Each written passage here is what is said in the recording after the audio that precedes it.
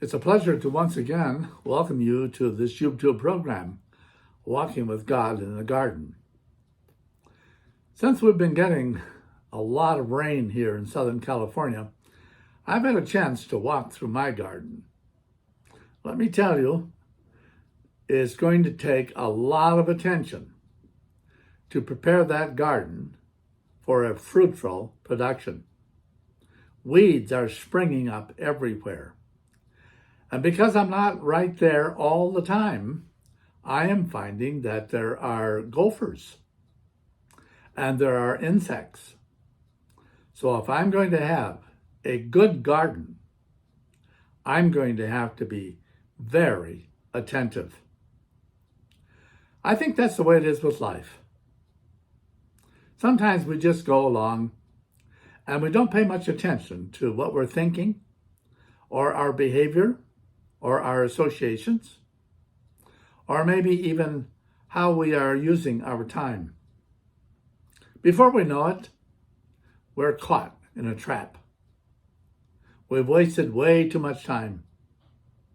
We've neglected people around us. We've not taken care of ourselves physically, spiritually, emotionally, or even mentally. And subsequently, what happens? All kinds of weeds grow up. We might not see them immediately, but they become quite evident if we're not attentive to the presence of God and walking with Him. Friends, it's my experience almost daily to deal with people who have neglected their lives, their gardens. And what has crept up in their lives is lust, is greed, envy, indulgence, all kinds of weeds, but they have not paid attention to them. And before you know it, those weeds take over. I see this a lot in the business world. We wonder how a great business can fall apart, collapse, go into bankruptcy. But when we do a study, it's not that there aren't economical issues that we all have to deal with, of course. But oftentimes, it's because either the leadership has become greedy, has become envious and jealous, self-indulgent, that the company falls apart. Not unlike a human life.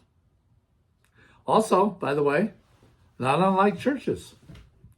If a church is not attentive and centered in the presence of Jesus Christ and the presence of God, His person, it is only a matter of time before the doors are shut. Well, we're all in that garden today. And I look around me and I see that there are those who are not very attentive to what's going on in their lives. I think of so many instances in the Bible that talks about the fall of great empires. Oftentimes it's because the leadership is indulgent, careless, inattentive, greedy. Today, I want to share the story, which is one of the saddest stories of the Bible. And it's a story that continues in the drama of today. It's the story of the loss of Israel as a nation.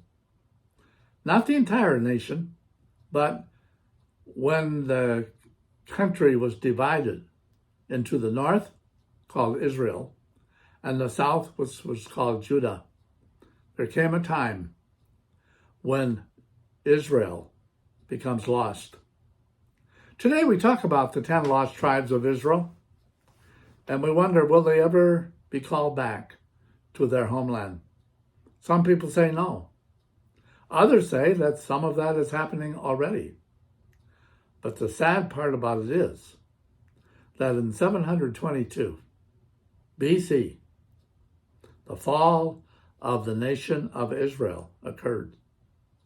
And that fall continues to this present day, as we have a nation that oftentimes is divided.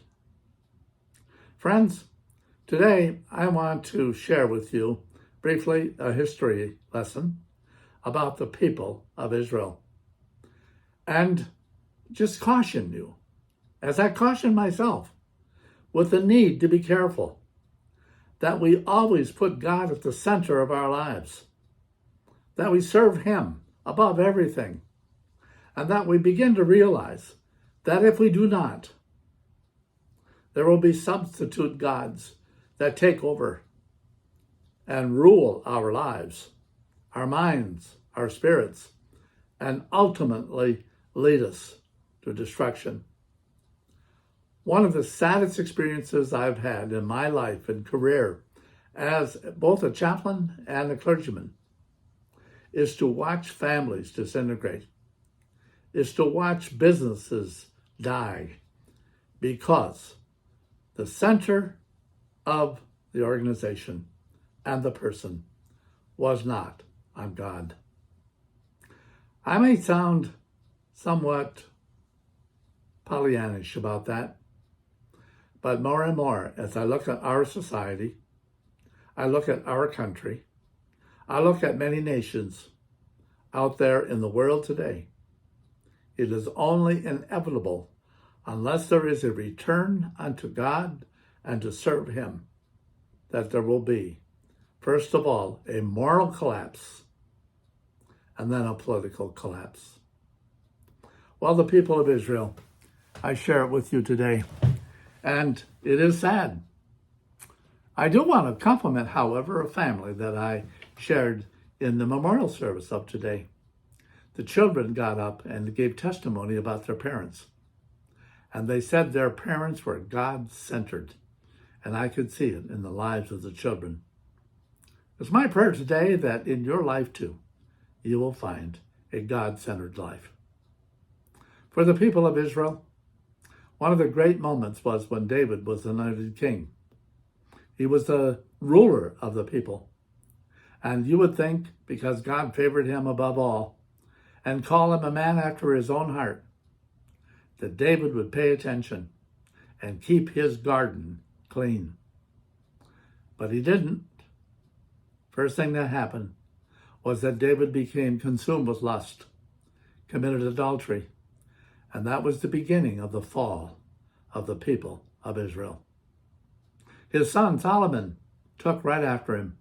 Pride, arrogance, and wanted to be better than everybody else with 1,000 women, which led ultimately to the downfall of his empire as well. And subsequently, one thing after the other began to happen.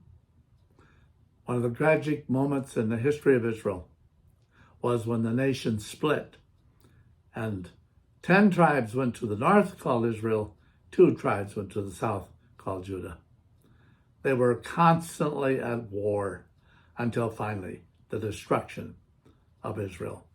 Let me read for you briefly in the Bible a passage of scripture that describes the people of Israel and their ultimate downfall. God says through the prophets, "Turn from your evil ways." This is in 2 Kings chapter 17. And I read for you today from the 13th verse. God tells them, "Turn from your evil ways, observe my commands and decrees in accordance with the entire law that I commanded your fathers to obey, and that I delivered to you through my servants, the prophets." But then it says, but they would not listen. They would not listen and were stiff-necked. They rejected God's decrees. They followed worthless idols and themselves became worthless. Oh, what a tragic commentary on a human life. If you follow worthless idols, and there are so many of them out there, the person himself becomes worthless. And then it says, they forsook all the commands of the Lord their God and made for themselves idols. And then these final words, which I share with you today.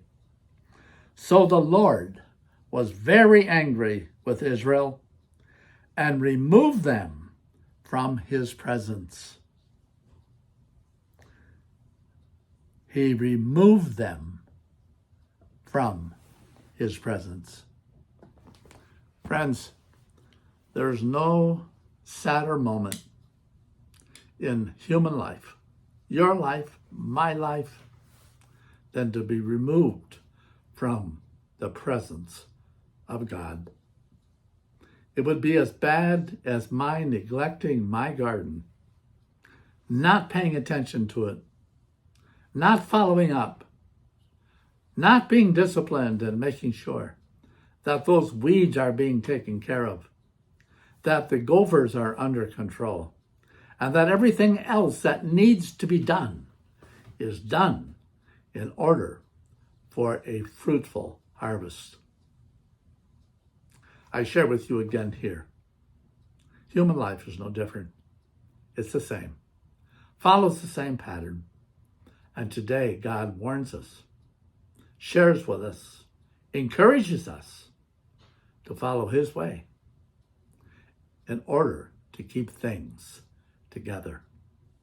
God bless you. Thank you so much for being a part of this YouTube program. I'm Richard Halls. I'm the pastor of Dollar Prayer, as well as of the YouTube program, Walking with God in the Garden. I hope and pray that you use this Sundays and also during the week, and if you have friends, and introduce them to it. You can be in touch by simply identify at Richard Halls, and it is to be followed by the production. God bless you.